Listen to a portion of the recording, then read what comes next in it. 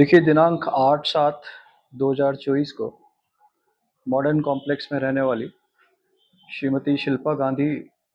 ने हमें एक रिपोर्ट दी कि उनके घर में 1 माह से 1 माह पूर्व लगभग 13/6 को रखी गई एक नेपाली युवती करिश्मा द्वारा उन्हें रात्रि में खाने में कुछ सेडेक्टिव मेडिसिन्स मिक्स करके और घर में लूटपाट की है। घटना चूँकि काफ़ी गंभीर थी और घटना के दिन घर में रहने वाले चारों ही व्यक्ति, पति पत्नी और दोनों बच्चे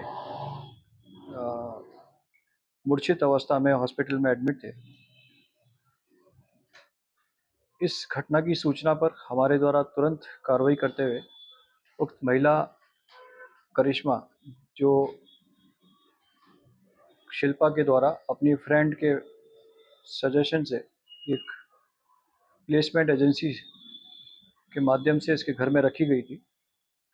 उक्त महिला का मोबाइल नंबर और घटना के पश्चात जिस स्थान से ये सभी आरोपी भागे थे, वहाँ के सीसीटीवी के विश्लेषण करने पर यह पाया गया कि इस घटना में लगभग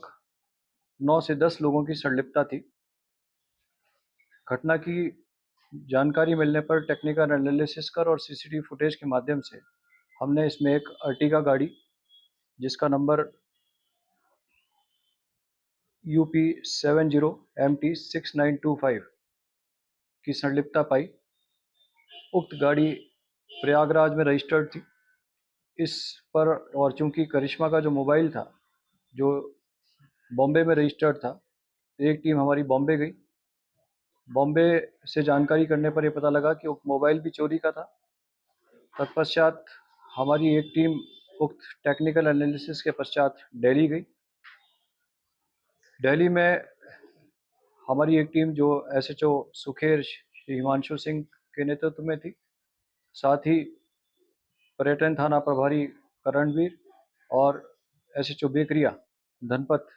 इनके नेतृत्व में एक टीम हमारी प्रयागराज थी। इन सभी टीमों ने बहुत ही मेहनत से नेपाल पुलिस, दिल्ली पुलिस और यूपी पुलिस के सहयोग से इस घटना में संलिप्त अभी 3 लोगों को गिरफ्तार करने में सफलता हासिल की है।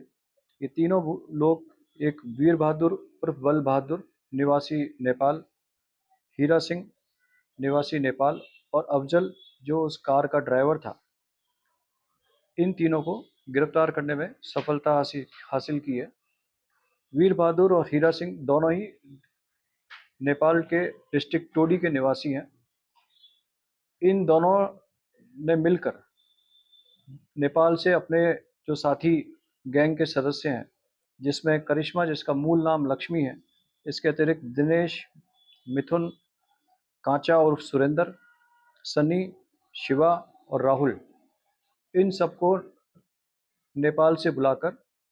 यह गाड़ी प्रयागराज में किसी पंकज नाम के व्यक्ति की थी, जिससे यह गाड़ी हायर करने के पश्चात उस गाड़ी के ड्राइवर अफजल से मिलकर ये संपूर्ण वारदात कारित की। घटना के दिन जो मौके पर मौजूद थे, उसमें दिनेश, मिथुन, कांचा और सुरेंद्र, सनी, शिवा और राहुल, ये सब लोग घटना के दिन मौके पर थे।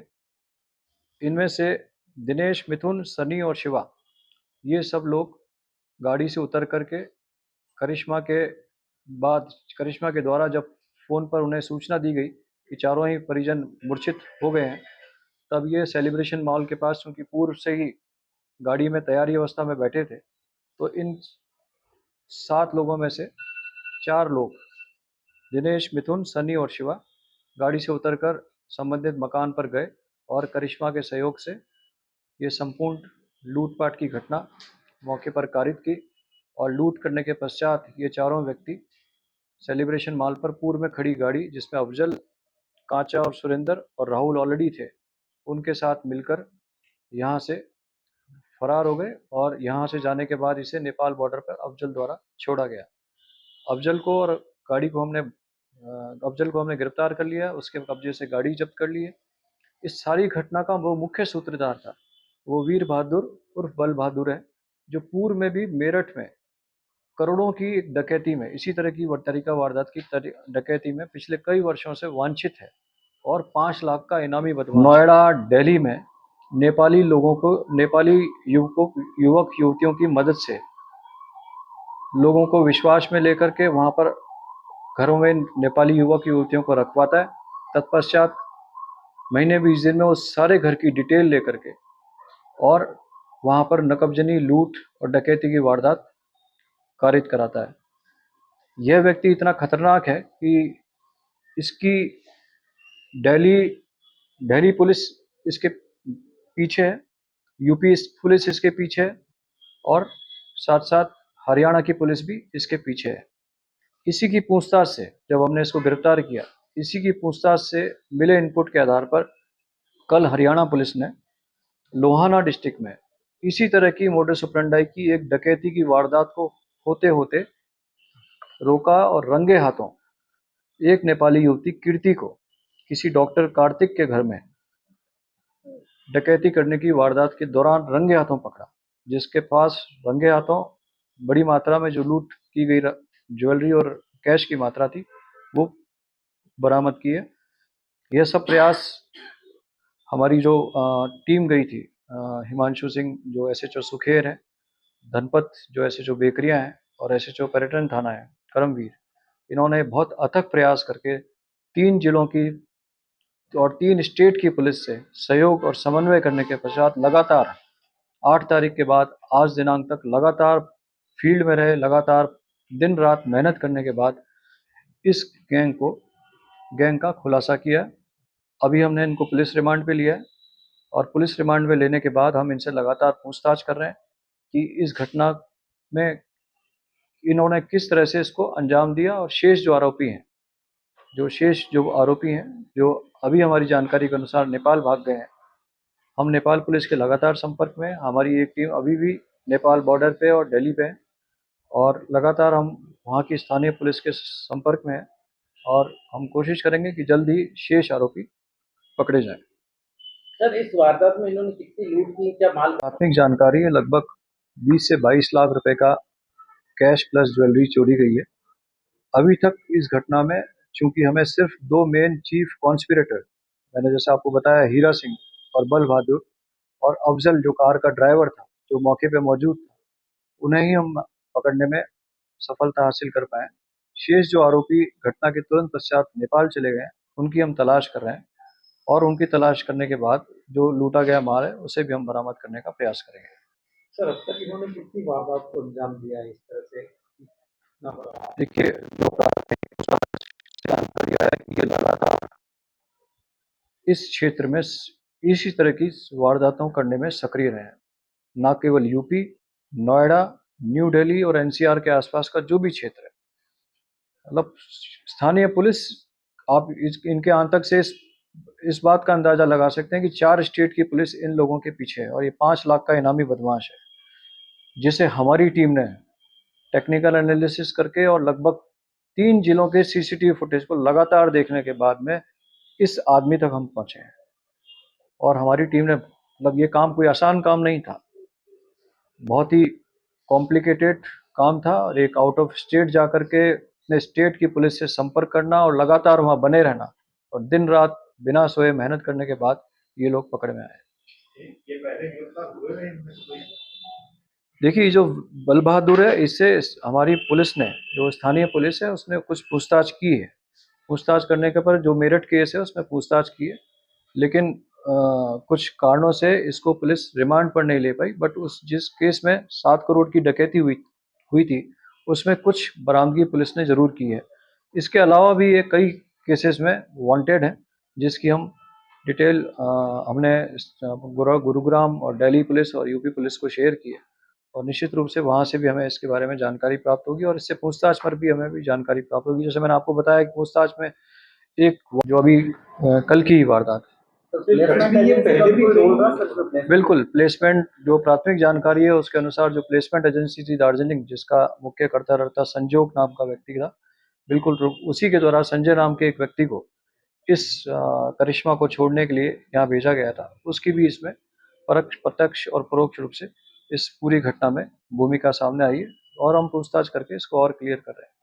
तो इसमें करिश्मा ने पहले भी उदयपुर में किन्हीं जगह पे काम किया है मकानों को देखिए, अभी किसी इसकी ट्रेंड कोई के जानकारी नहीं लगी कि करिश्मा, जिसका मूल नाम लक्ष्मी है, पुराना कभी यहाँ कोई उदयपुर में किसी के यहाँ जॉब किया हो, ऐसी कोई जानकारी अभी तक नहीं लगी है। बट ये सब्जेक्ट ऑफ इन्वेस्टिगेशन है और हम टेक्निकल, सॉरी, हाँ, अभी हमारे पास सिर्फ हमारे कब्जे में अफजल, जो गाड़ी का ड्राइवर था, जो घटना के दिन घटना पर मौके पे मौजूद था, वीर बहादुर और हीरा सिंह, ये जो मेन चीफ कॉन्स्पिरेटर हैं, जिन्होंने यही लोग हैं जो वारदात के लिए इन सब लोगों को इकट्ठा करते हैं, घरों में प्लांट करते हैं, लूटपाट कराते हैं, डकैती कराते हैं, इनको फैसिलिटेट करके नेपाल रवाना कर देते हैं और फिर नए सिरे से दिल्ली में रह करके नई टीम तैयार करके नई वारदातें करने का प्लान करते हैं। सर, ये करिश्मा जैसे महिलाओं को उपयोग करते थे या फिर ये भी इसमें शामिल थे सर?